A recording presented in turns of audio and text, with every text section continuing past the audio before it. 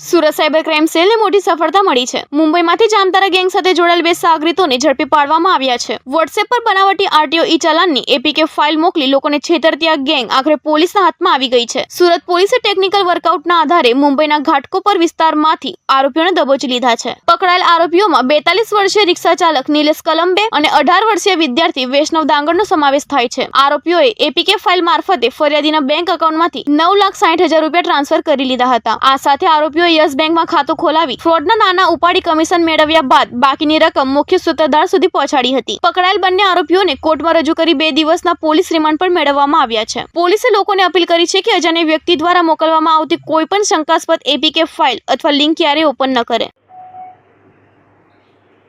Online RTO APK file મોકલી આ નાગરિકો સાથે છેતરપિંડી કરનાર જામતારા ગેંગની બે આરોપીઓને સુરત સાયબર ક્રાઇમ સેલ દ્વારા મુંબઈ ઘાટકોપર ઈસ્ટ વેસ્ટથી ઝડપી પાડવામાં આવ્યું છે। બંને આરોપીઓનું નામ છે નિલેશ કલંબે અને વૈષ્ણવ ડાંગર।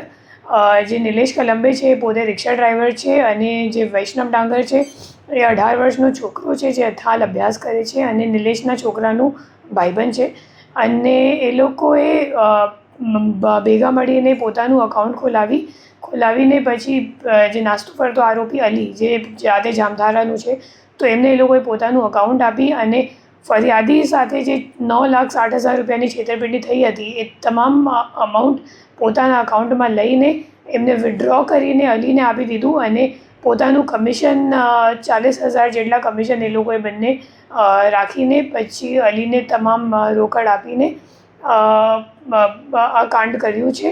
અને હાલ આપણી તપાસ જામતારાની ગેંગમાંના જે અન્ય આરોપીઓ છે એમને પકડવા માટેની ચાલુ છે।